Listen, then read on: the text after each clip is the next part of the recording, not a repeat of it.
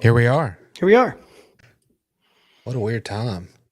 It's good It's to a be little back, Philo. It's strange. good to be back on the live episode here. Ooh, Wow. very nice. I have a feeling I know what Pre-gaming that for the is. weekend. Yeah. It's good stuff. Very good stuff. Can't wait for the show to get rolling tonight. Yeah, for sure. Most people are already on. I mean, we can go ahead and hit it. If you want to hit it, we can get to going. Yeah, let's do it.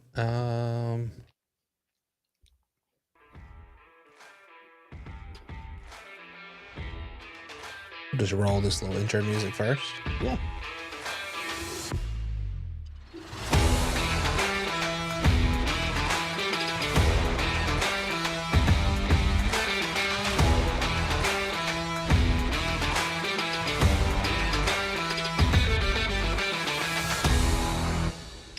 Greetings and salutations, everyone, and welcome to another episode of To the Top Talk, the live edition this time, Yeah. brought to you by Yingling Flight. Very There it nice. is right there. Enjoying it as we speak. To the Top Talk is the original and longest running Southern Miss podcast in the market. We're recording this episode on February the 11th. from beautiful Hattiesburg, Mississippi. Here, as always, with your break from the High Resource 4 propaganda to talk a little Southern Miss athletics. I'm your host, Jason Bailey, and joining me now, the one and only Patrick Lowry. Hey, man, it's here. Had a little- the week I- we've been I- waiting for is I had here. a little trouble with I guess it was my headphones. They were plugged in. It was something. They were working, and it took all of Pilo's expertise to say, restart your computer. Hey, that's tech Which I did. support. Tech support And it- 101 right and there. and it worked. So Yeah. Well, hey, look, it's a good day. After a long hiatus, the To the Top Talk mobile is back in it's action. back finally. Got it back. Wow. The week of baseball season's been over 60 days. I have not had my vehicle. It's very much like our good friend Charlie Wallace. Been going through the same exact situation. He just Really? gave up finally. He said, "You know what? I'm just getting another one." Oh, his truck's way nicer than mine. I think 7 weeks, something like that. They had Yeah. it. Mine was like the first week of About December. like you. Yeah. Yeah. And they were just Terrible. like, we don't know. We just don't know. Yeah. It was a lot of trial and error, and we finally got it ironed out, and I drove it back from Pedal today. So for now, we're good. Fantastic. Tonight's episode is, of course, brought to you by Yingling Flight. Yingling Flight is a premium light beer brewed by DG Yingling and Son Incorporated, the oldest brewery in America. 95 calories, only 2.6 grams of carbohydrates, 4.2% ABV per 12-ounce serving. Crisp, clean, refreshing taste. Now available in 12-ounce slim cans and screw top 16-ounce pints. Pick yourself up some Yingling Flight today. And it's also available in these, just regular 16-ounce. That's what I got from the corner market today. Nice. Oh, so the screw tops and just the Mhm. wow. I haven't seen the screw tops, but we were told by Yingling that they do have the screw tops available. Oh, cool. I did see the slim cans. Not much of a slim can guy, Oh, but my wife is. I had yeah. her taste it. She loves it. So, Oh, sweet. and if you can get if you can get the champagne out of her hand, then you've done something. So, anyway, Pilo, for those that would like to get involved on the X Space, can you explain how they can do that? Yeah, for sure. So if you are listening to us on YouTube, Facebook, or Twitter or X, there is also another place on the Twitter Space, which is different than the Twitter Live. I don't believe there's video on there. Hopefully that will be coming. We can make that work soon. But the audio is there, and if you want to join to call in, essentially, you can hop into the Twitter Space and then request to join, and we can throw you up on the show. If you have anything to say about opening weekend baseball, we're talking a lot about that tonight. So I see lots of people jumping in to the Do we need to space, go ahead and make sure that we can hear we have audio everywhere? Yeah, I think we got some folks in here. If you guys that are in the space, let me know if you can hear both Jason and I in the Twitter Space. That sometimes tends to be a problem. If y'all just comment in there. And I don't see really any comments coming in yet. on Twitter as well. So hopefully, all that's working. Good, very good. Yeah, everybody. Okay, I see where my mom actually just listening in on Facebook, so I guess she can hear everything that's going on. Great. Sweet. Hardy Green just said he can hear us. Yes, Chad Edwards as well. So we're good to go. Okay, Sweet. great. Well, so what happened since the last time we recorded? The last of the baseball scrimmages before the season begins went down, and that's kind of it's if you think about it. It's like guys like Matt Adams, last scrimmage he's ever going to have. Ozzie, last scrimmage. Tuna, last one they're ever going to do. It didn't occur to me till Jeff Russo came walking by and he was like, it's their last one. I was like, whoa, it is their last one. The last first one. Or the last scrimmage. Yeah, last scrimmage. Well, they've been very entertaining. And I have to say, I was there Saturday. I think you were there Sunday. Mm-hmm. What a crowd. I mean, not a single parking spot in the baseball lot on Saturday. I had to park at the church, all of it, like down toward the end. A lot of people there. Yeah, it's I don't know, 400 or 500, just like every time I go. Yeah, for sure. Somewhere around there, maybe more. But so yeah, there are lots of baseball scrimmages, and now they're done with. The men's basketball team got really close, to winning a couple more games, but they didn't get it done. You just cannot get over that hump. The Super Bowl happened. I was rocking my Randall Cunningham jersey from when I was like 12 years old, and he was my favorite player. And boy, what an ass whooping that was. Yeah, it was. They got smoked. The men's golf team got back going down at Pilo's favorite course at Magnolia Grove. Yeah. Softball team has begun play, and both the men's and women's tennis teams are back in action as well. And we'll get to all those eventually. We're going to talk a lot of baseball tonight, Pilo, obviously, and people are. I'm hoping that will join in and tell us what their thoughts are on the upcoming baseball season. But we are in the throes of basketball right now. And before we get to baseball, before everything really gets rolling, I say we go ahead and we start off with basketball, recap what happened over the last couple of games for the men and the women. And then we'll dive deep into baseball, into songs that are their walk-up songs, which I know you created a playlist for that. Yeah. And everything that goes along with it. The Roost, everything. It's all about to happen. The team coming in, Lafayette, who are they? What are they about? We're going to get to every single bit of that. But basketball, I said we had two close ones last week, and we really did. In fact, we lost 2 games by a combined 3 points. You can't really get much closer. I guess you can get 1 point closer.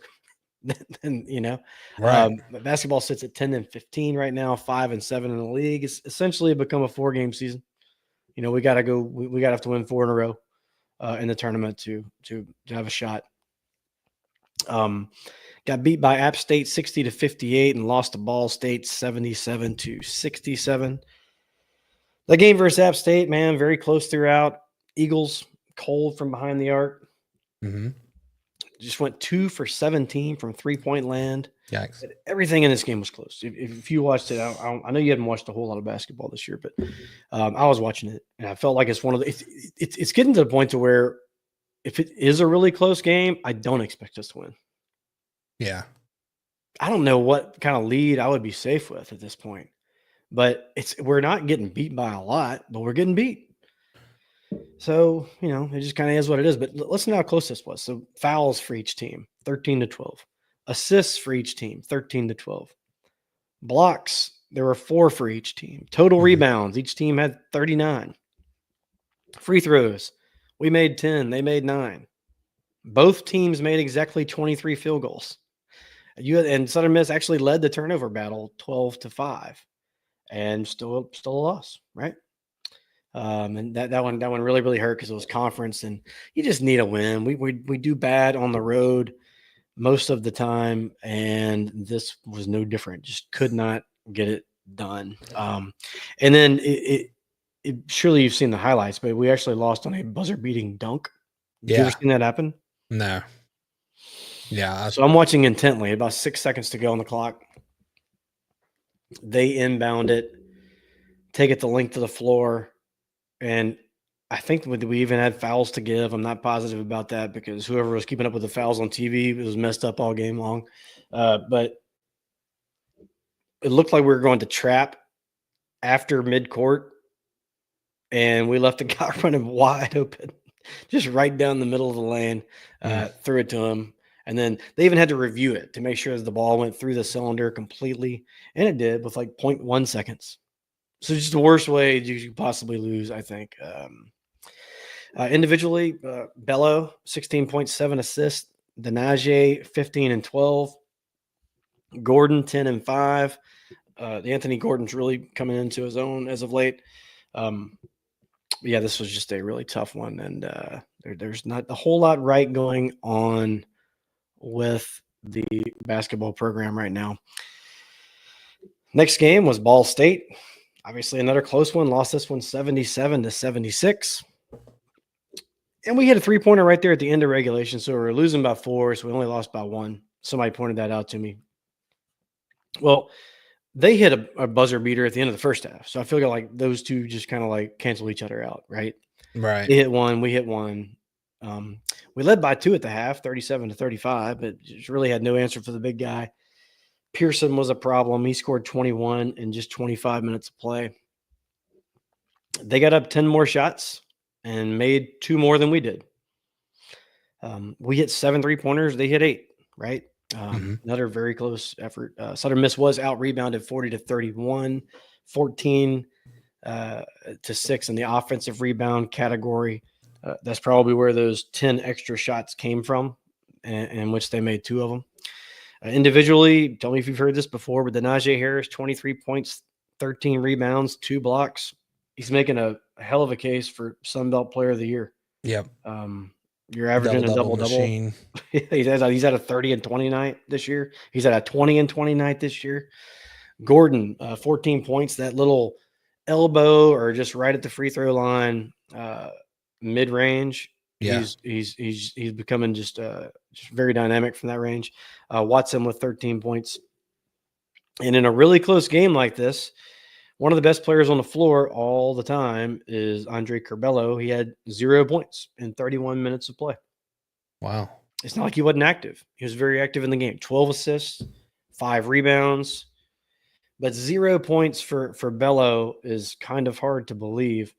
And Nefty just 5 points in 28 minutes. And those are kind of the guys before the season that we were talking about. Like, hey, we could possibly have one of the best guard combos in the country. And you got one guy with 0 and one guy with 5.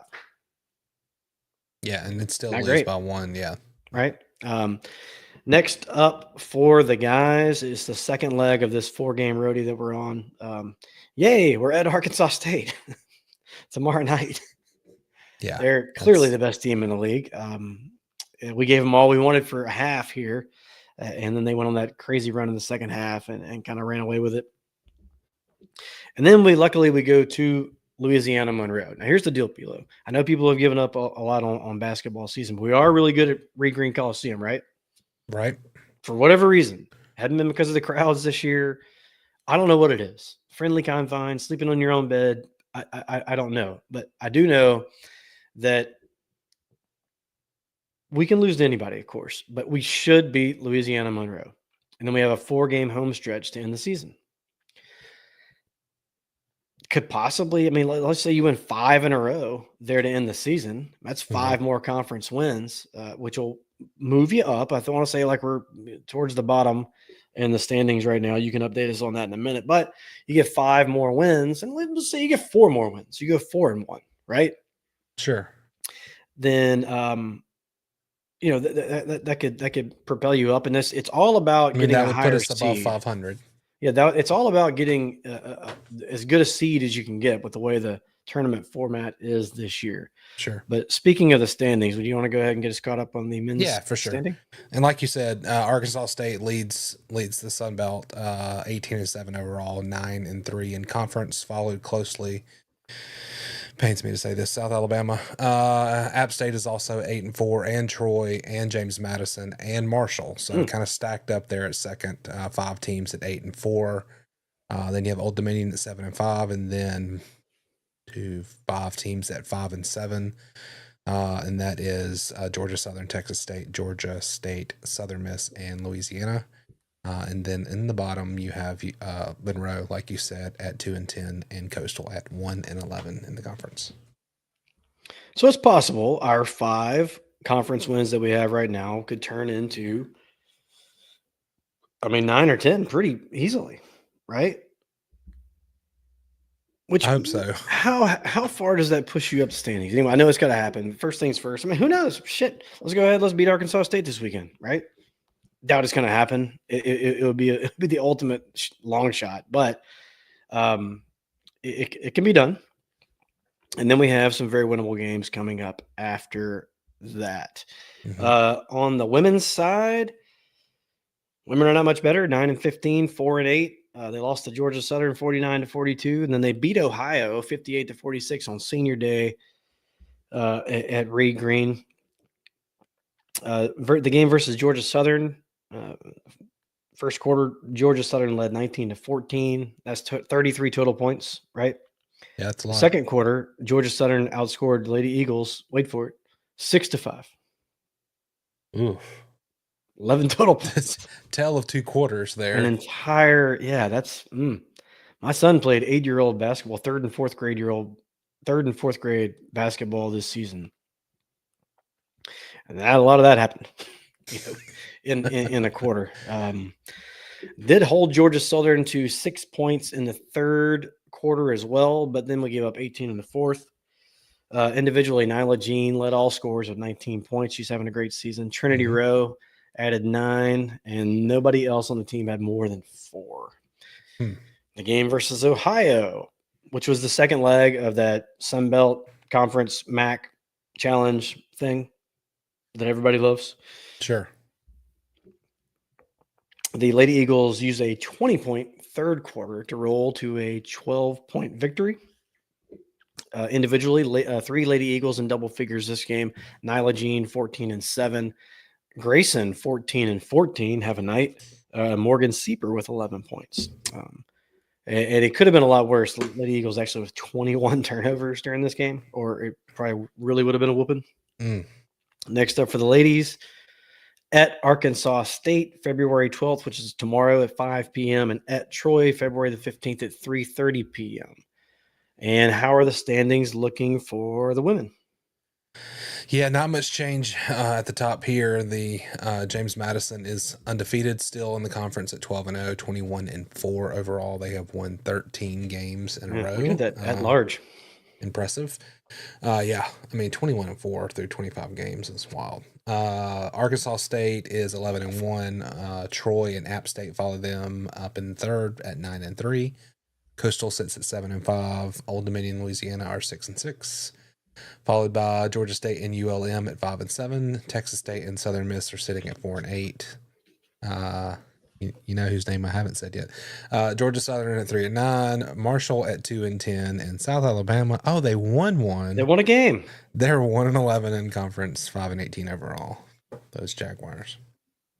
How do you say Jaguar? Do you say Jaguar? Do you say Jaguar? Probably or do you go super fancy and go Jaguar?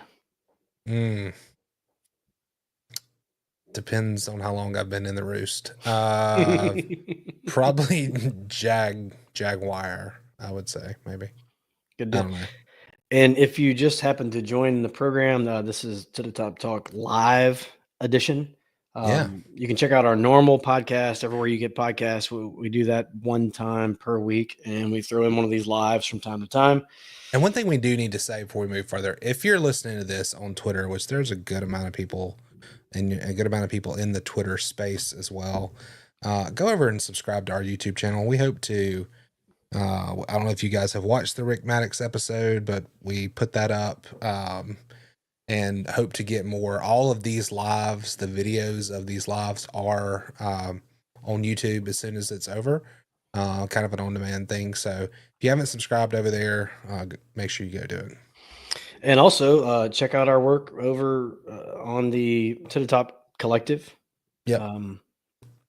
site, the To the Top Plus, I think it is on there. You can if you're a member, then you can go. This is exclusive content for you. But we did an interview with every single one of the baseball newcomers. It was awesome.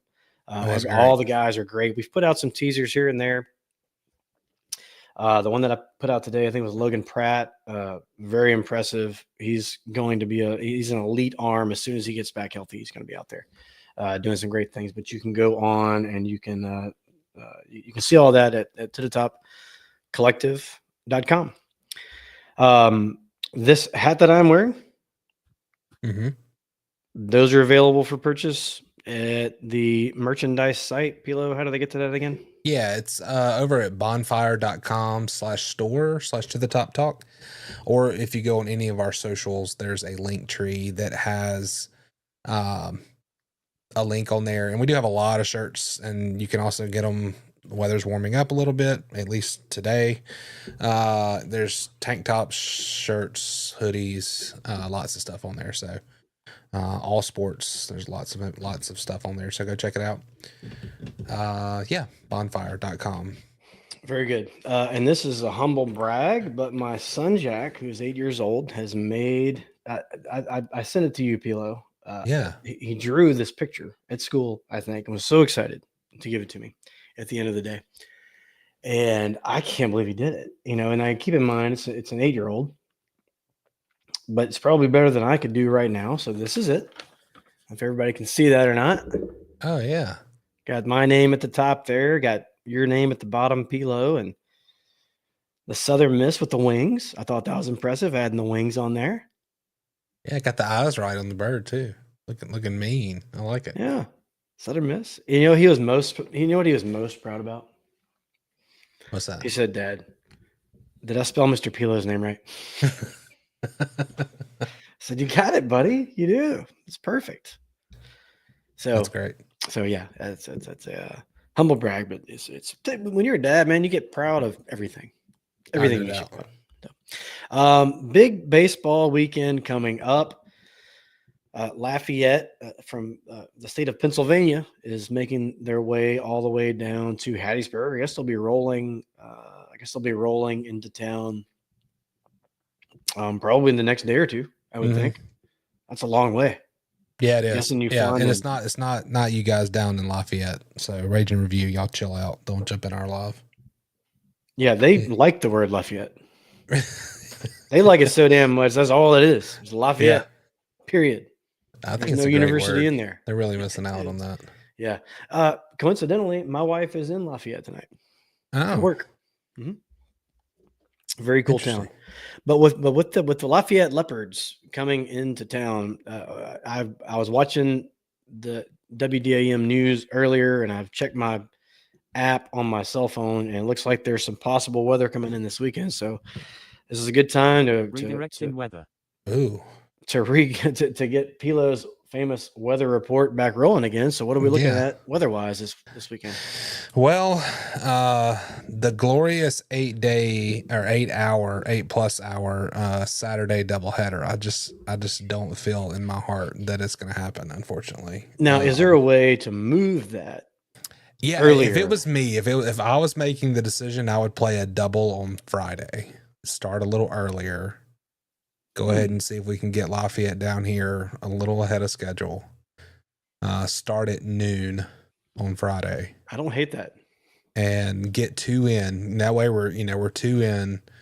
Well, I think one's maybe a possibility on Saturday. It's there's a chance of even severe weather.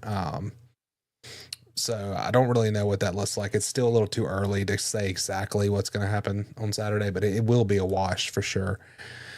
And then it cools down again by Sunday. So Sunday, or you could play 2 on Sunday. I don't know when their travel plans are.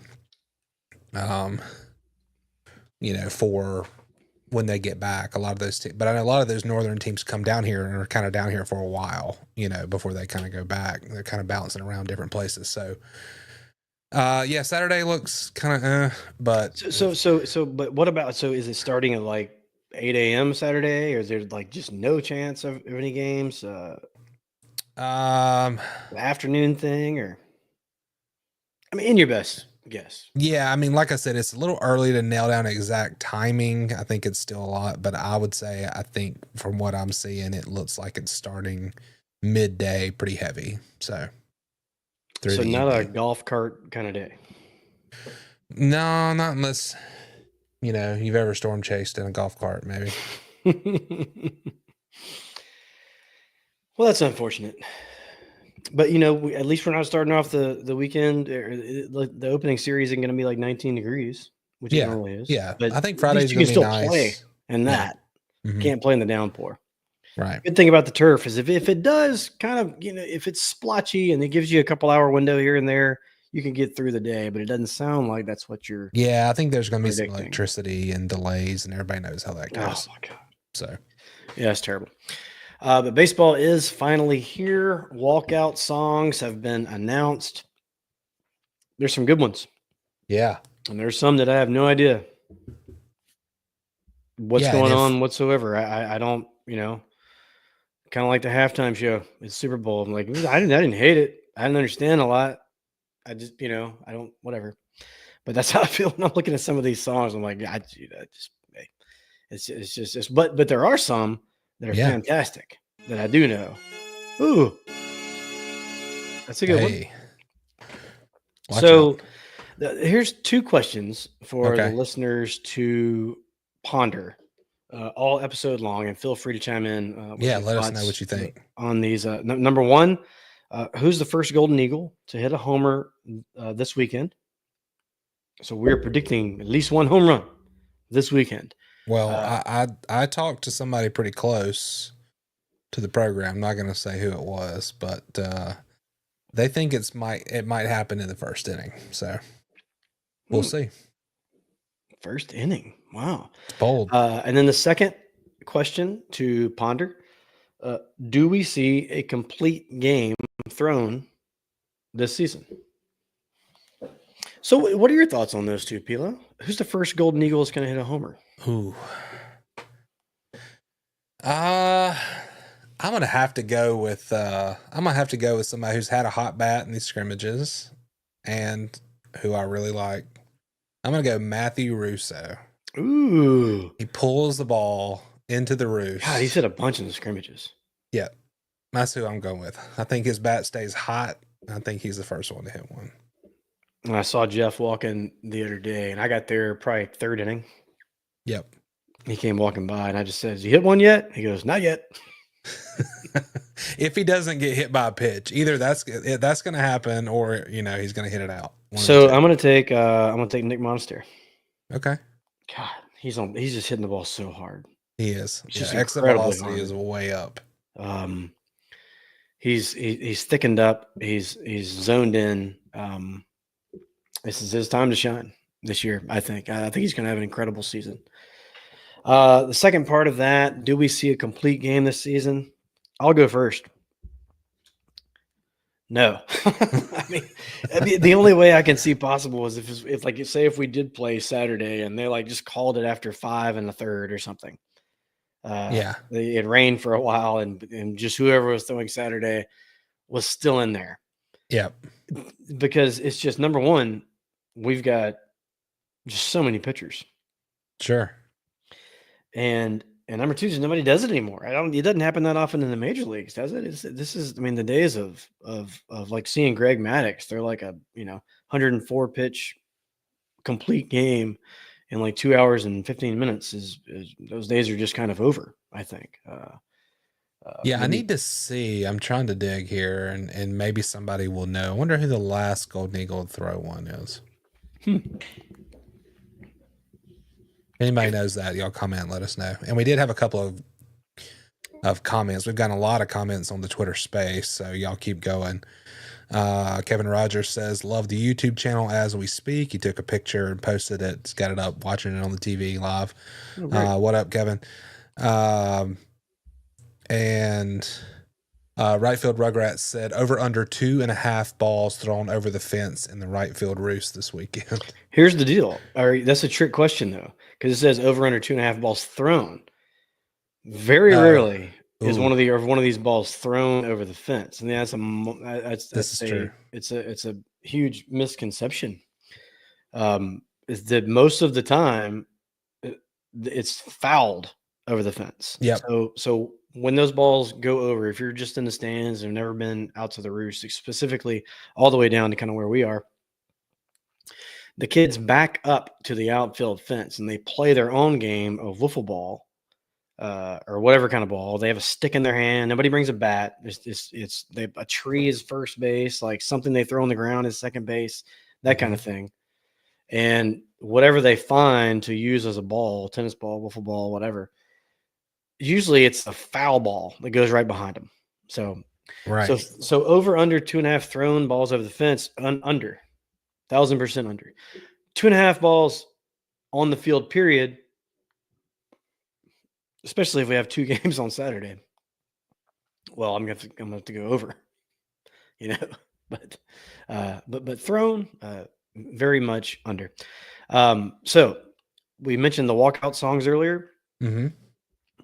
If any listener out there has their favorite walkout song that they've seen, you can go ahead and chime in. Yeah, we have one. Let's see. Somebody said it. Okay. Kelly Corey said Rooster, which is Ben Riley Flowers. Yeah, Allison Chance. See, that's going to be one of my. So look, before we get to that, do you want to do a snake draft? Yeah, we can do it. Top 3. Get us some music. Let's go. Let's see. Snake draft music. Walk up song style. Oh, I don't know if I have that. That's might not get us banned. Let's see. I'm gonna have to look over this list pretty good. We'll take it. I can take that. Ooh. So if we're going snake, I mean, you can go first. That means I'll go first because I'm grabbing the one that I know that I'm going to get first.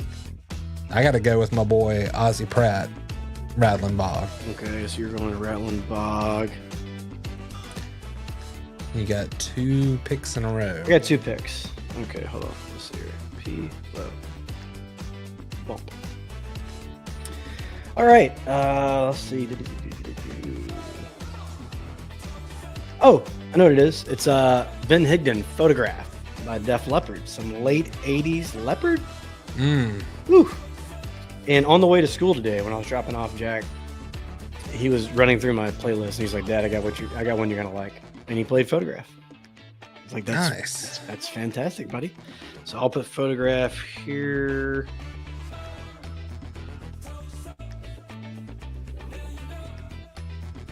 Photograph. Oh, this is a comment that just came in. Not 100% sure, but Mazza, Tennessee Regional. Was that complete? Or somebody else said Tanner Hall. We need Marty.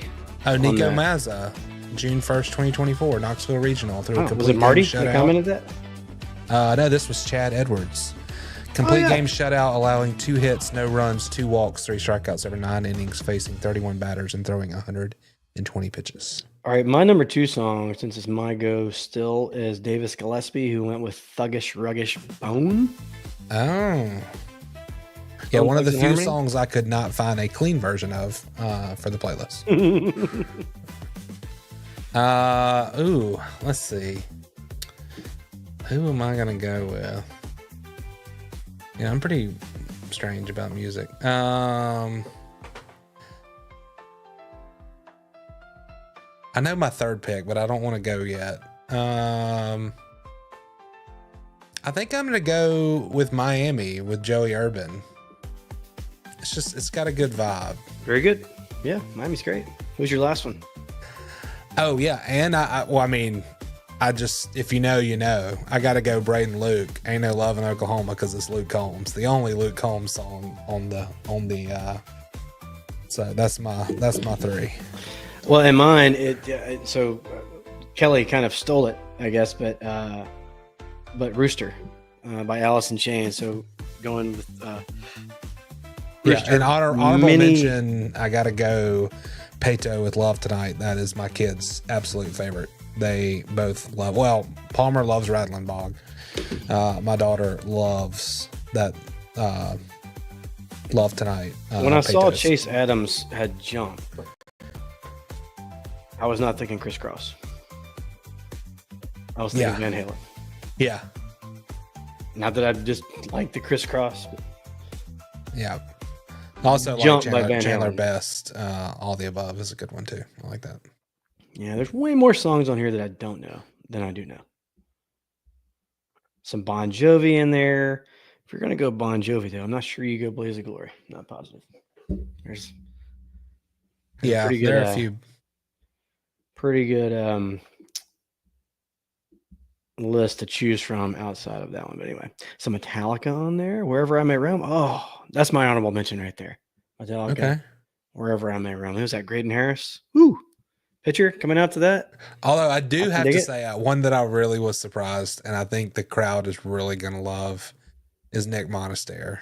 Here Comes the Money, which is, a WWE Shane McMahon intro. So all the wrestling fans.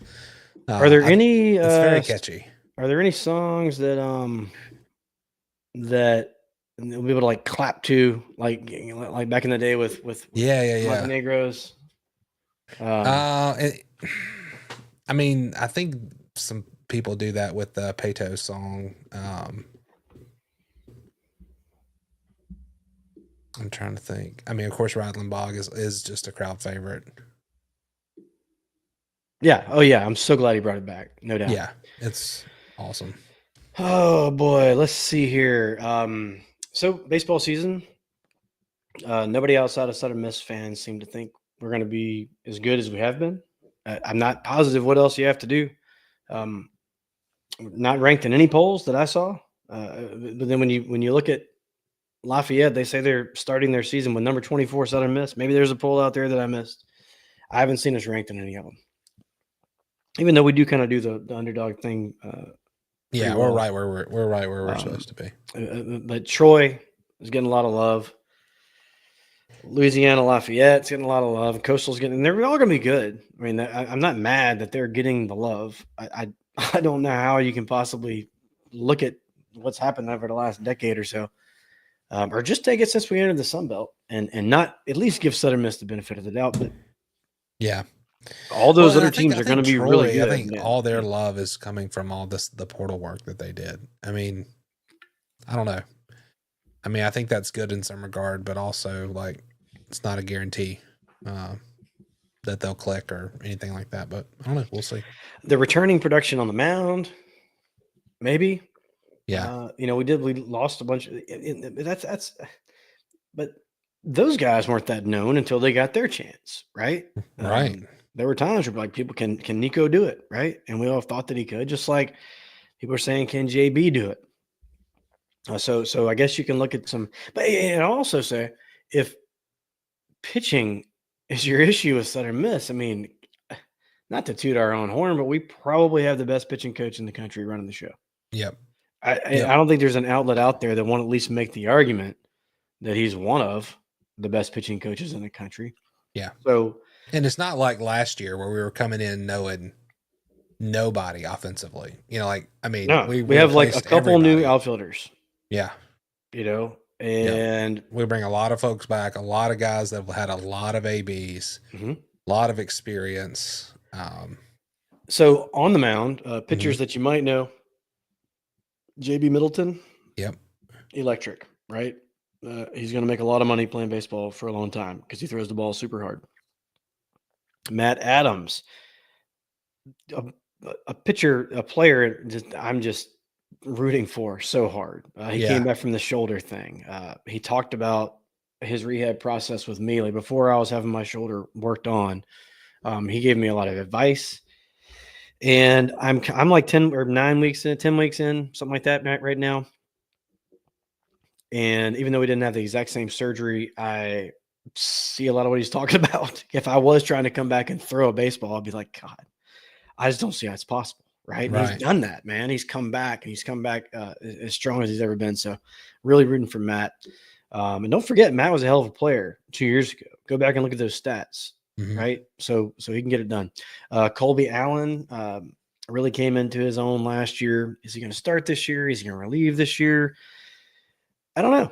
I was thinking it's going to be a starter. It might be a little bit of both. I've heard some rumblings of possible pen work early in the year, shifting to starter work by the time conference rolls around. McCarty English from Ocean Springs. We got to look at him last year before his injury, and he's back. Cross Sibley is back again. One of the better middle relievers that we've ever had at Southern Miss. Yep. Possibly looking at a starting role.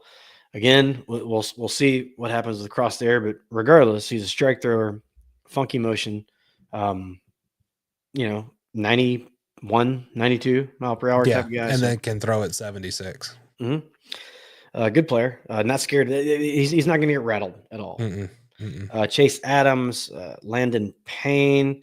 Can Payne figure it out? World-class arm. He's got all the heat in the world. Can he figure it out? Can he get that second pitch to make that 95, 96 mile an hour fastball look that much better? Ben Riley Flowers is a guy who I think he came on towards the end of last year as a power arm from the left side. I think that his velocity is going to be down a hair, but it's not down a hair because of anything other than movement. I think he's added that to his repertoire. Yeah. So he's going to have I think he'll be a guy that we go to quickly. I mean, I think it'll be, like one of those guys that are kind of called on if we go to the pen. Oz, he goes to guys that he has confidence in, and I think not that we don't have confidence in other people, but I know that I just got a good feeling about Ben Riley this year. So Josh Ock is another name that you probably know. Came on towards the end of last year and really looked like the closer, maybe of the future. Let's see if his role is that this year. Chandler Best, J.W. Armistead. There's just guys that you might know, and a lot of these the next guys that I'm going to mention, Pilo, are guys that you and I have interviewed, and since then we've seen them pitch in these inter squad games. But look out for this kid, Graydon Harris. A left-hander. He's going to remind you of maybe some Kirk McCarty. Is that a good comp there? Yeah. And with potential to, I think he's going to throw harder than Kirk eventually. Very, very easy 93, one of the days that I was there. And it trailed off a little bit in the second and third innings that he threw, but he still threw a ton of strikes. And it's going to be fun watching him pitch. Camden Sundstrom we've interviewed him, of course, and he is going to be a heck of a player as well. Cal Culpepper had himself a day this past scrimmage, and it might have, I don't know, shot him up the ranks just a hair. Yeah. Of course, Cal was here last year and redshirted, used that year to get stronger. And to perfect the craft, but Cal Culpepper, I'm telling you, remember that name. Micah Wascom, freshman. He throws the ball angry, I think. I mean, doesn't he? It looks like he's got that closer. I was comparing him the other day when I watched him. You remember John Wetland, closer for the Yankees? I think right before Rivera took over, closer for the Yankees, closer for the Rangers too, maybe. Got that same kind of motion. He's in the low 90s right now, but when he throws, it looks like he's throwing like 1,000,000 miles per hour. So he's going to be fun to watch. Let's see who else we got. Caleb Hughes, very good player. We talked to him, had some interactions with his mom on the Twitter afterwards, just messaging back and forth. Good family, good kid. Cole Richardson, Drake Meeks, another electric arm. Where is Drake right now? Maybe some sort of lingering injury, maybe just a layoff for a little while. I haven't seen him throw in a minute, but I don't even want to say the name because I don't like the guy. But he might have some Hurston Waldrop in him, talent wise. Yeah. Crazy, crazy electric arm. Teague Broadhead, another hard thrower that you're definitely going to see pitch this season, as well as Brooks Willoughby. All these guys, man, and it's a good thing that we have all these pitchers. We hadn't even gotten to the position players yet, and Yeah. I think we took like 20 minutes to do that. But so of the guys that are coming back from last year that we know, and maybe the guys that haven't pitched yet, there's a ton of them. Pilo, who are you maybe looking most forward to seeing how they develop? Ooh, of the position players? Pitchers. Pitchers. Yeah, I mean, what I saw of Cal Culpepper on Saturday was absolutely electric. I mean, I think it goes back to throwing angry and just a little bit of swagger on the mound. I mean, striking guys out and walking and kind of giving this look of, and then kind of doing his little pace around the mound and getting back on and ready to go. I mean, it was an attitude on there, and it was fun to watch. I mean, you're facing some really, good hitters in our lineup, and if you can strike some of those guys out, I think you're ahead. So yeah, I mean, I think a lot of those guys, I feel like the freshmen and the newcomers that we've interviewed, and then we go out to the scrimmages and watch them play. They don't look like freshmen. They're very composed, and I think I've been very impressed with our rotation. So I think we have a lot of guys, and I think Oz is a guy that is not afraid to mix it up. If something's not working, he's gonna figure it out. So I think he spends the first several weeks of the season trying different things, filling different gaps, and he will get it right. So I have full faith. What about what about some of the guys that are coming back? So like your Colby Allens, your JB Middletons. Which one of those guys do you think, Pilo, or which maybe trio of guys? All right, I'll tell you this: who's going to start? Let's say a normal 3-game rotation. Who do you think is getting the Friday, Saturday, and Sunday nod? Well, I mean, till you said what you said about Colby Allen, my 3 were, I think Colby Allen, JB, and then maybe Cross on Sunday early in the season. I could be way off, but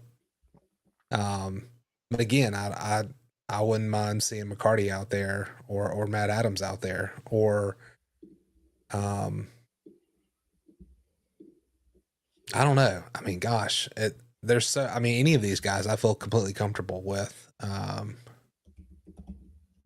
think maybe a midweek, like the game we have against State on Tuesday. I mean, early in the season. I mean, I think you could see Chandler Best out there.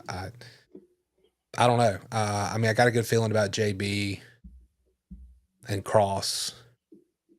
I think that third person, I'm not sure. I'd be shocked if it wasn't Colby Allen, but again, it's not my decision to make. But I have a lot of confidence in all those guys. Same here. And that's all the pitchers. But yeah, Colby Allen's obviously going to have to be a very big part. It's a lot of time. Look, a lot of times your best pitcher doesn't have to be a starter, right? Yeah, your best pitcher doesn't have to be your Friday guy. But I think we're gonna see a big year out of JB. I think he's everything I've heard. I mean, even out of Coach Oz's mouth, has been very high and pretty special in scrimmages, and so I think a lot of maturity and kind of coming in and kind of knowing that he's going to be one of the dudes. So I mean, his stuff's there. He has a major league arm. There's no hiding that. So oh yeah, for sure. And if anybody wants to get in on the action, Pilo, I'm not seeing a whole lot of comments coming in here. I'm seeing my phone light up with. Yeah, I think we're getting a lot of comments in the Twitter space. Not as many in our normal feed. I see it. But anyway, if you want to go ahead. I mean, any of that stuff that we just said, if you agree or disagree, feel free to hit us. So this show's for you guys, right? When we do these lives, this is Yeah, we do have one request. here. We want to get to it. You can, try it because look, out. Let's we are try it. not here to waste your time or our time. We are here Yep. to talk some Southern Miss athletics. So get in. Let's try it. Let's see.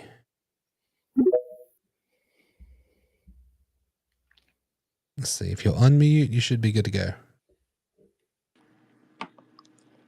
Hey, boys, did I do that right? Hello? Hey, James, welcome on the Good show. friend James. Hey, how are y'all boys doing tonight?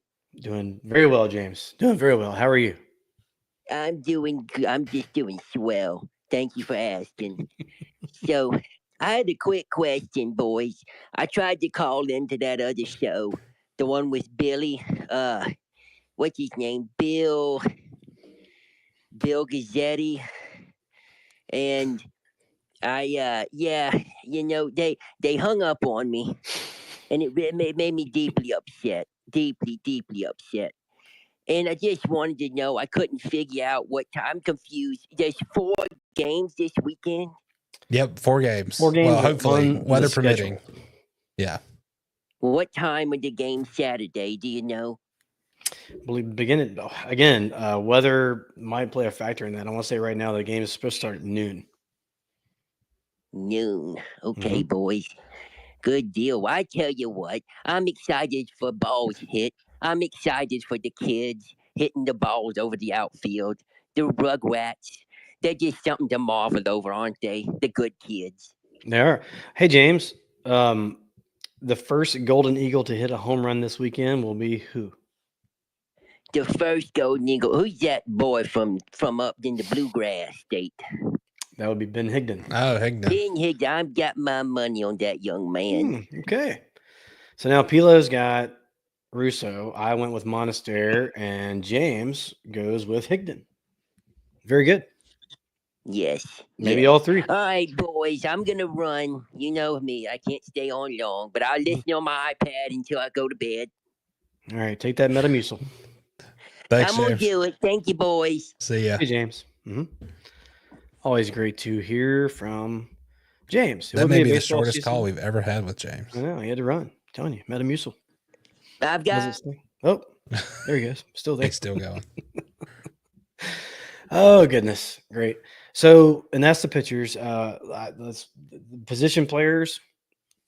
You mentioned this earlier, Pilo, but not near as many question marks. Last year, we didn't know who's going to play first. We didn't know who's going to catch. Yeah. We didn't know. We thought Nick was going to be in center field. Mm-hmm. Thought McIntyre was going to be a pitcher. We're pretty sure that Ozzie was going to, play short. Let's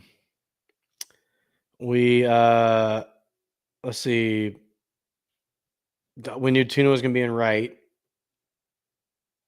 Slade was anyway. There's more question marks, way more question marks last year, I think. But this year, so first base set Russo. Luke's also a very fine ball player. That's just a hair, below where Russo is. But if something were to happen, we're in good shape, right? Right. Second base, we're set with Nicky Ballgame. I think he's the best second baseman in the country. I think he's going to lead the second baseman in home runs in the nation this year. I think we'll have some next level scouts taking a look at him this season. Right. Yeah. He's got too much going for him. He has it too hard. He's Nicky Ballgame. He can play anywhere, but he's found that home at second base. So we have that set.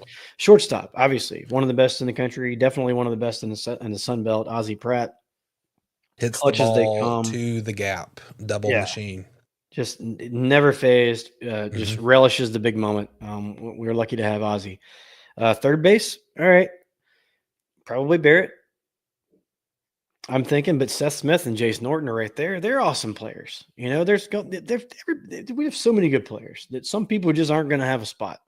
I think that Barrett probably gets the nod early. I think that Seth Smith, being that left-handed stick, will probably get, maybe face a righty.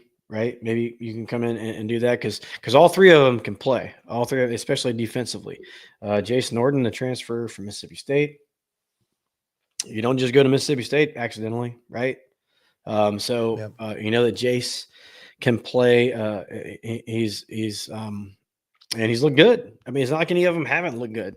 It's just, in my opinion, Barrett has kind of stood out. But whoever gets their shot and hits is going to, kind of like last year with the catchers, you know. Yep. Even so Stockman and Odom, and then we had Keys, right? Jacob Mhm. Keys, who's now down at Pearl River, and I think he's doing really well for them. When Keys got his shot, if he'd hit, who knows? He might have played more than one of the other guys. But I Mhm. think that's how this third base spot is going to go. Outfield, well, you got Tuna in, right? Hoping Yep. for an absolute monster year out of Tuna. That would go so far to helping this team. Yep. When I think he's kind of the undeniable leader. You can put Russo in there, you can put Ozzy in there, but I think if you ask most people who the leader of the team is, his name's got to be at least at the top of the list. Yeah, and I think going through those interviews we did with the newcomers, we asked that question a lot about kind of an influence, kind of who took you in, and there was a lot of guys that said Tuna. So I think he's kind of become that leader in the clubhouse, and monster freshman year, and everybody in the Roost absolutely adores him. I mean, it just hoping for big things. Can't wait for he comes out and gives us one of those, right? Mm-hmm. Yep, it's the best. Okay, so and this is the outfielders, but because you had to say Tuna first, because the rest of it is a big mess of really good players. So then you got Cook, you got Urban, you got Gillespie, and you got Higdon for the other two outfield spots and the DH. Yep. The real bugaboo here is Jake Cook. And the fall and the recent scrimmages that he's had that just really throw a wrinkle in. Another guy that we thought was going to be a pitcher. He's kind of like DMAC, but he's taller, bigger, hits for more power. And, oh, by the way, I can throw like 96, 97 off the mound. Yep. Best outfielder on the cover team. Yeah. Pretty much the entire He's just such a offensively, he's a problem. If he gets on base, he's a distraction. He can handle the bat. We've seen him bunt. We've seen him do those choppers like DMAC did. We've also seen him hit rockets to the gaps. So he is causing a little bit of an issue with some of these other guys playing. Again, probably who's going to hit, right? Whoever hits the most is probably going to play. Cook has that blazing speed and the incredible arm. Urban, all Big East. He had like 330. It's his third year in college, so he's been around. Very disciplined hitter. He looks to be a leader. To me, just from the outside looking in, looks like one of those guys that just has tons of leadership qualities. Gillespie, he's my favorite hitter in the lineup. He hits lasers everywhere. I would be scared to play third base. I'd probably be scared to play left field when he was up. It's how hard he hits the damn ball. Yeah. Very stable, tree trunks for legs. I think he's going to lead the team in home runs this season. So he could be in the outfield, but I think he's the easiest move to designated hitter if you're going to go that route. And then so don't forget about Ben Higdon. Where's number 7? Kind of reminds you of Trey Sutton. Probably a little bit more pop than Sutton had. Came here from Kentucky last year. He's fast. And good player. Exit velocity. Yeah. So those are hits the ball all super hard. All those guys can't play. Yeah. So what do you do, Pilo? Who are your 3 outfielders in your DH? Does it depend on a righty lefty pitcher? How do you do it? I mean, who's sitting? There's a guy like a guy like Joey Urban that is all everything coming in here could possibly have to. I mean, maybe not have a spot. Yeah, it's crazy. I mean, if I had to pick tomorrow, I think you got to throw Cook in there at center.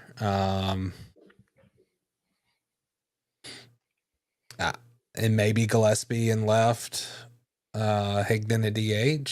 And again, like it's nothing on Urban. I mean, the scrimmage I went to, he hit the ball fantastic. again, I think it's mixing it up, and then whoever's on the heater stays in. I agree with you. I do think that that they're all going to get their shot. Yeah.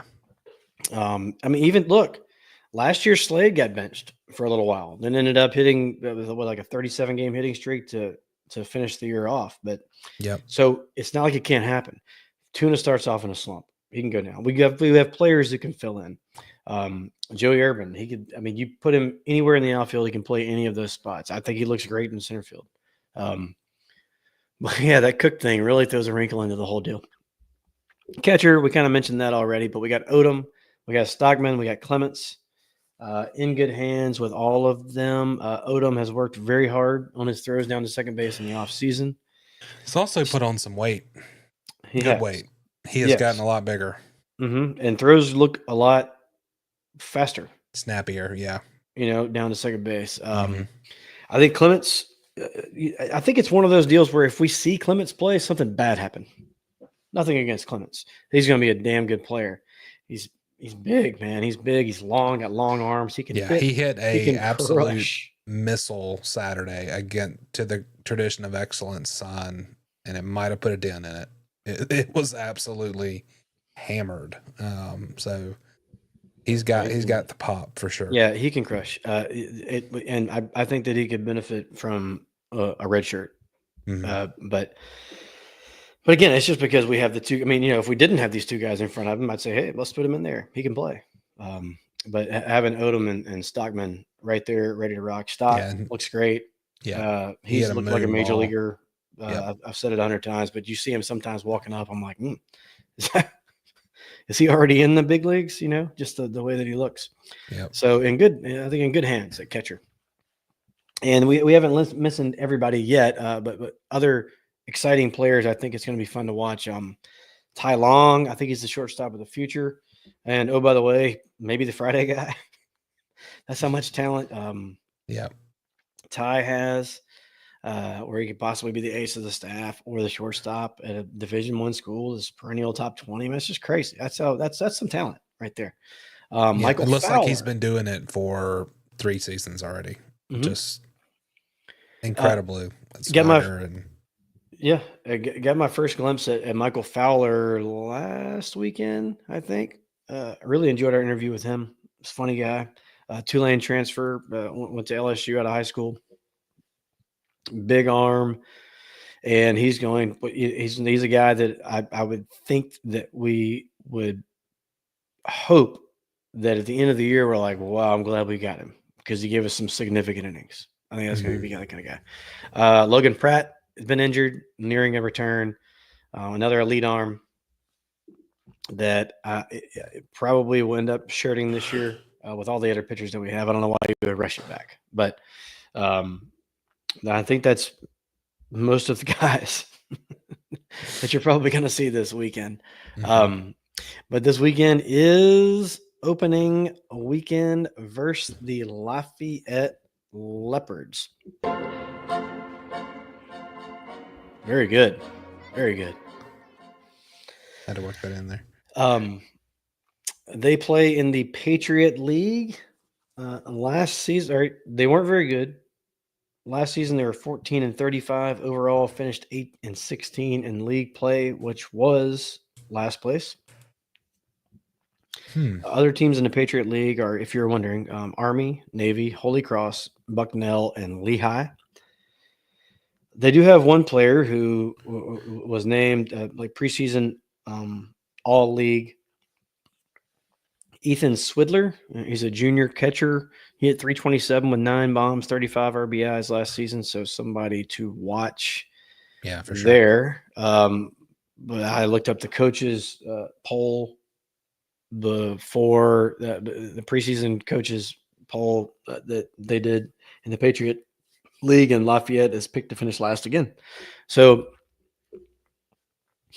I kind of even hate bringing that up because I feel like it's going to jinx us a little bit going into the weekend. But, they're probably very excited to come down and not be in like 10 inches of snow or whatever is headed towards Pennsylvania. They are but they're going to be excited to play.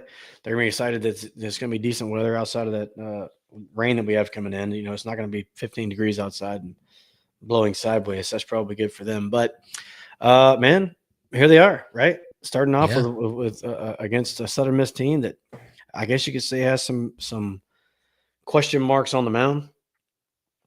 But they're definitely going to give us. I mean, what do they got to lose, right? Yeah, they're traveling like a half a continent to come play us, and they're supposed to lose.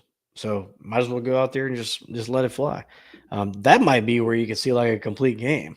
If they just have a guy just shoving, and for whatever reason they're like, hell, we got 4 games. We don't have enough pitchers to do this. Let him ride. You know, yeah. that could be the kind of situation where possibly you could see a complete game, not on our side, but on their side. So if anybody wants to comment on any of that, now would be the time. Pilo, what do you think about the Lafayette Leopards? Well, until you said that earlier in the show, I didn't know that they were the Leopards, but I kind of like that. It rolls off the tongues. Yeah, honestly, I learned a lot there. I didn't know a lot about their background. I knew they were from Pennsylvania. I knew they were one of those northern teams that come down. But again, I mean, in the world of college baseball and really college sports right now, you know, just because you had a certain team last year doesn't mean you're going to have the same team this year. So that can all change, and it sounds like, you know, Swidler, Ethan will be somebody to watch for sure. And then, yeah, I'm excited. I'm ready. I know our guys are super excited to see a different pitcher for sure. I am most excited to see what this is pretty late in the year for me to not have this many question marks. It's not a bad question mark, but it's just I'm not positive who's going to throw on Friday. When's the last time we've said that? I don't know. Who's going to throw Friday? Yeah. Right? And there's going to be a platooning spot down there behind the plate. It's interesting to see. Does who gets that first start over at third? Will it be Barrett? Will it be Seth Smith? I'm not sure. And then how is that bullpen going to look? How are some of these pitchers that they have performed so well in inter squads against our lineup? How are they going to look when, you know, the live bullets are flying? Yeah. And the lights come on. 5,000 people in the peak. Mm-hmm. It's a little different. You know, how's that going to go down? So yeah, I guess it's after getting to know some of these guys, yeah, I do look forward to seeing how they react once they get out there under the lights. So that's gonna be the most fun part for me. There are a couple other tidbits that I wanted to get to, but is there any? Yeah, we had somebody request in. Let me get them up here. Yep. Should be good to go. To unmute. How are there? Hey, there we go. Hey, who we got? I got Mr. Rogers. I got a nice memo from someone here just a few minutes ago to call in, and I won't say the word that was used. Okay. Well, thanks, buddy. So yeah, I'm calling in. Yeah, I've seen you out of the scrimmages. I mean, what are your thoughts on the baseball season? Who are some picks to click you're looking for, and what are your thoughts?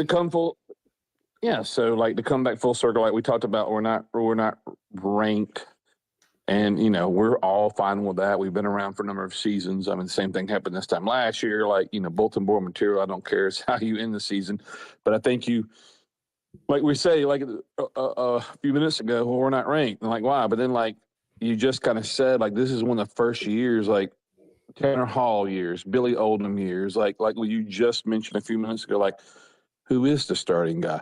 Ultimately, I don't think any of us are worried. Like we obviously have a plethora of pitchers and anybody, but I think that same question you just mentioned and that we all have those goofy writers questioning too. Who cares? All right, so Troy has the deepest rotation right now, but I mean, let them face our hitters any day. I would hate to face our batting rotation. So the pitching's going to work. We have the best pitching coach in the country. It just has to fall into line of who's Friday, Saturday, Sunday, Tuesday, this and that. But I mean, come April, May, will look probably completely different than come February, early March. But you know, I mean, I've watched every to the top collective interview you guys done, and thank you. fans are fans. These boys do it every day, and every time you ask these guys, "What's the ceiling? What do you guys think?" Every single one of them who played elite summer ball, elite Cape Cod, every one of them are like, "We could be really, really good." Yeah. And so we all know we don't need to go to Tennessee, a draw for, you know, you got to get some luck to go to the next level. But this season could be special. Love that. Yeah, no, hey, I 1000% agree with you. I think you hit it all on the head there, Kev. Hey, going back to the two questions that we posed earlier, first Golden Eagle to hit a home run this weekend is who? I mean, like you guys said, I've been in a lot of almost all the scrimmages like you guys again. It's like a flip of a coin. It's almost with this poor team from Lafayette, because I've done a little research too. I mean, like, I think Oak Grove High School could probably beat them. So it's like the first inning, we might see our second inning. So it's all, I don't know the lineup, you know, but I'm going to just go with Davis Gillespie just because he is on fire. But I mean, it could be Nick, it could be Higdon. It's all who's going to be in the first or second inning. There's probably one's going out. Yeah, Tuna hit a ball the other day to center field that we were kind of commenting on. Man, he's really kind of struggled the last couple games. And in the middle of commenting on it, Yeah. he hit one to dead center. That was one of the hardest balls I've ever seen hit in my life. Friday afternoon. Yeah, just a laze right out there, you know. Yeah. So yeah. Who knows? You know, what was the second question? It was do we see a complete game this season? No. No. I'm not a pitching guy. You know, you're a pitching guy. But my opinion would be no. But I mean, we'll see about 20 pitchers in the first 2 weeks, but not a complete game. That might have been a better question to pose, Pilo. Instead, is there going to be a complete game? Like how many out of the first 5 games in 5 days? That long. Yeah, like I don't think a pitcher, which is a good thing. The last year I was so mad, like Nichols, when we were down on the coast, and he ended up pitching like 9 guys, and I'm like, I just want to win the game. Stop. This year, just pitch them all because I want to win in May and June. Yeah, Love it. I agree. Well, brother, man, we will see you out there this weekend. I know where you guys have those same seats right there in at the Pete, and you usually make your way out to the Roost at some point. Yeah, I'll stay put Friday, early game with the wife. But yeah, we've already talked Saturday. You know, doubleheader. I'll have to get ADD, and just like Jeff, I'll be walking. There you go. For sure. We'll see you out there, buddy. To the top. To the top. Later, Thanks, guys. Kev. Good to hear from Kevin. Yeah. Great guy. One of those smart dudes, you know. Every time I'm with Kevin, I feel like he might try to dumb it down a little bit. He's like, I'm talking about. I'm just gonna we're playing baseball. But no, great guy, and I agree with most of what he said there. And him and his wife, neither one of them miss ever, Yep. and she pays attention. Not, I'm not saying that my wife. Well, out there in the Roost, this is a different animal. It's just a different animal. It's very different. There's sometimes I look up. I'm like, when did we get 6? I'm like, we hit a homer. Oh, okay. So I fall into that too sometimes, but Kevin's wife, like she's like, I'm not leaving my seat. You can go to the Roost if you want to. I'm staying right here. So she they got great seats. Yeah, she really, really loves it. And anybody else hanging on? Not that I see. Nope. Okay. And if you just happen to flip this on, I'm like, what the hell are these guys doing? This is To the Top Talk live edition. You can check out our normal podcast. We do at least one per week. Anywhere that you can get podcasts, you can you can go ahead and download it right there. Like Pilo mentioned earlier, if you can go to the YouTube page and subscribe to it, that's where everything's going, right? We've had this page for a couple of years, and we're doing more and more on it. So if you can go ahead and subscribe to that, it would be great. Doesn't cost anything. You're not going to get like crazy emails, anything like that, but it would just probably help us out in the long run. And you can also go and check out some of the work that we did for To the Top Collective. You can sign up at tothetopcollective.com. They have a plus section there where you can watch all of these exclusive interviews that we did with the newcomers on the baseball team. Mm-hmm. Lots of fun, lots of work, but good work, and the baseball players made it worth it just with the way it's on For time, sure. respectable, some good dudes, man. And you guys, Every one of them. if you haven't listened to our interview that we had with Coach Ladd Rhodes, we talked with him about that quite a bit, and he even mentioned like that's part of the process of recruiting. You can be a great player, but are you going to be a great fit? And being a great fit means being a great dude, I guess, because savage on the field, but off. I mean, he's very respectful. It was a lot of fun. So you can go to that collective and watch all of those interviews. Mm-hmm. A couple other things that we wanted to get to: softball, tennis, and golf. Little tidbits about each of those. I just want to make sure that we aren't missing anyone that wants to chime in before we go ahead and get to that last little bit. Yeah, I think we're good. Okay. We're good to go. But just know if you do ever want to chime in, you can. And Pilo, you want to hit them with that one more time? Yeah. So just jump over onto the Twitter space if you're watching on another platform. We are live currently on Facebook, YouTube, and X all at the same time. And you'll have to join that Twitter space and then request to speak, just like Kevin did and a few others tonight. Just request and we'll try to get you on. Fantastic. And a lot of times when we do these lives, they are after a game that we just had. So there's, I think people are on their way home or whatever. This is middle of the week. But this is cool. I like doing it. And if everybody enjoys doing it, it is a little bit different animal than doing the pod. But I enjoy it. So if there's nothing else, let's go ahead. I'll start. I actually have to wear a shirt. Yes. Softball. Well, softball is back in action. Haven't started off great. 1-4 record so far. Played some good teams. We have lost to Nebraska 12-2. There's tons of teams that are going to lose 12-2 to Nebraska this year. Beat Marshall, which is just getting funnier and funnier every time it happens. I think they got to be like we have one damn win, and it's against, But there are some good teams that we've played. Better watch out. We'll steal your coach. Yeah, there are some other good teams that we've played. Lost to Nebraska. We lost to Pitt 8-1. Lost to Kentucky 13-3. Lost to Heartbreaker to Northwestern 2-1. All these games were in Clearwater, Florida, at the NFCA Division I Leadoff Classic presented by Max BP. So that must have been fun for them to go down there, I guess. But then you start losing all the games, and that's not good. But then you do beat Marshall. So I don't know. I don't know how that tips the scales. Yeah. That's got to be a good feeling. Next up, it doesn't get any easier is the bad thing. Ole Miss comes to Hattiesburg tomorrow.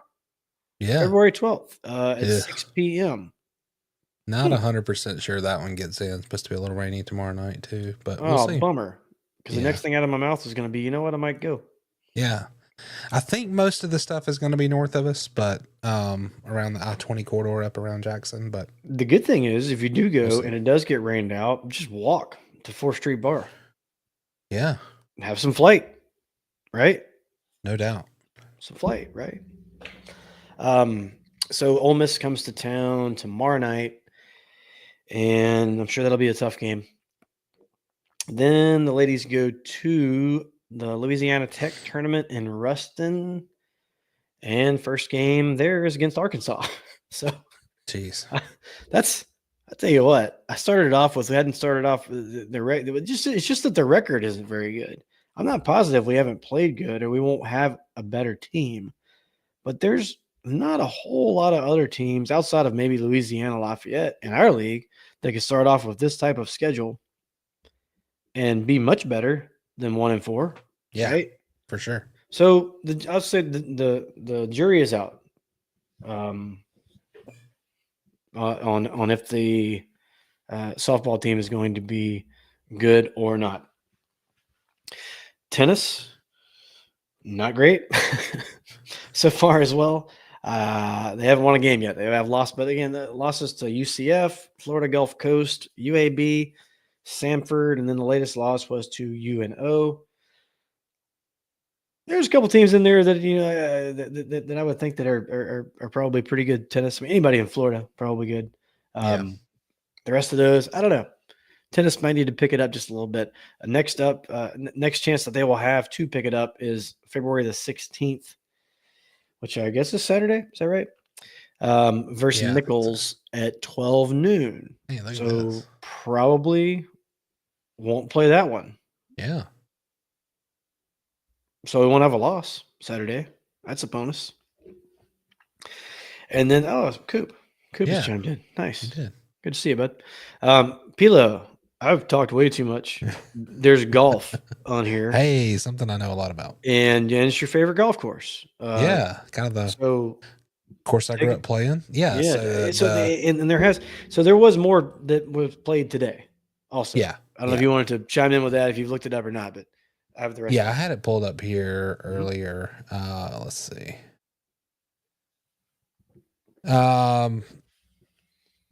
So Southern Miss played down in Mobile at the Magnolia Grove Golf Course, part of the Robert Trent Jones Trail. If you've not played it, it's fantastic. 54-hole facility. It's pretty amazing. Part of the Hal Williams Collegiate. The Golden Eagles are tied for 8th in the standings. This was going into today with rounds of 287 and 275 for a 6 under 562 on the par 71. 7,000. I do not play it from 7,000 yards, but 7,059 yards. They can really have 5 tee boxes. They can really stretch it out. Senior Ryan Dupuis from Baton Rouge.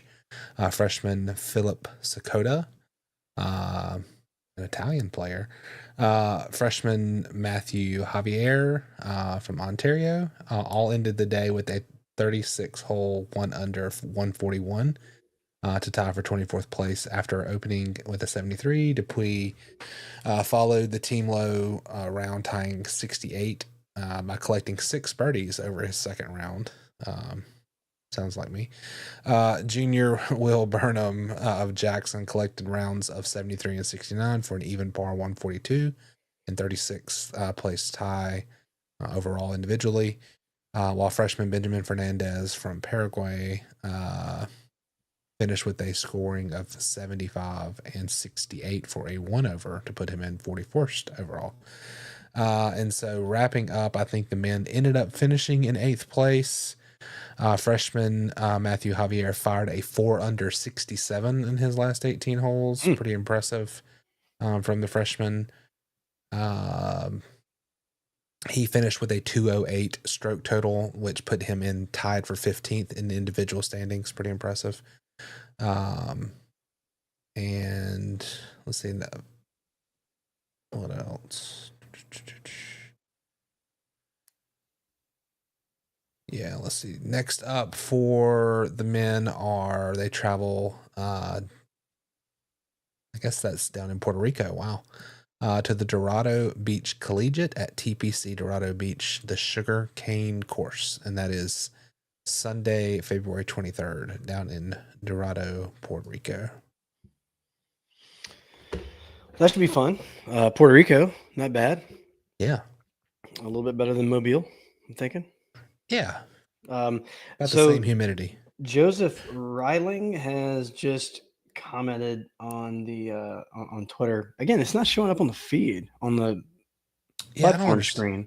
I don't understand. But anyway, so softball has been postponed tomorrow, apparently. Oh. So good to know. Thanks for chiming in there, Joseph. Thanks for listening. And let's see, what else do we have here? I guess that's about it. You have anything else, Pilo? Yeah, I mean, I think we'll get to shout outs, right? Yep, let's go ahead. Let's hit it. Let's do it. All right, I'm gonna go kick it off with former Golden Eagle that we saw at the Pete. If you were there this past weekend for some scrimmages, and a lot of people were like, "Who is that?" We've had some of the guys that are, trying to make it to the bigs or either in the bigs, practicing a little bit with our team, kind of seeing some of our pictures. And Reed Trimble was there and got some hits and hit one to the warning track, I know, on, I guess that was Saturday. So it's good to see him. Also good to see Jeff, great friend, Jeff Russo. Awesome guy. We had a great chat. He sat with me and Kevin Rogers and Kevin's wife for a long time. And so good to see him. Also saw Harry Goff out there, so it was good to catch up with Harry. And also wanted to give a shout out to the baseball team as a whole. So this past Friday night, they had at Temple, where I go to church, they had the Night to Shine, which is put on by the Tim Tebow Foundation. And it's kind of a prom-like experience for special needs kids. And I think they had 300-400 people there. And the baseball team, takes a part of that, volunteers and gets in the conga line and dances, and they do a really good job. And so saw a bunch of pictures for that event. It's a great event. So not only are these guys just stellar, athletes, but, they're getting it down the classroom. They have events like that at night. Then they have other things they're doing on Saturdays and scrimmages. And so the grind is real. They're busy guys, but then, a lot of people just think they just show up and play ball, but there's a lot of other things they have to do to make that happen. So just kudos to those guys and Coach Oz for the leadership.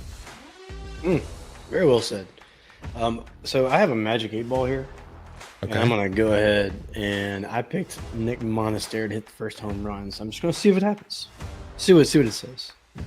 Will Nick Monaster, Nicky Ballgame, hit the first home run for the Golden Eagles this weekend? Cannot foretell now. So there we go. Heard it here first. Breaking news, ladies and gentlemen. Freaking 8 ball. Give me attitude. Get attitude from an 8-year-old and an 8 ball. Yeah. Shout outs for me. Momo Montenegro. He will be in town next weekend for some baseball. Of course he is. Dustin Dickerson. He got several at bats in the scrimmages. And I believe he's going to be able to make opening weekend because he doesn't report to Kansas City with the Royals until the following week.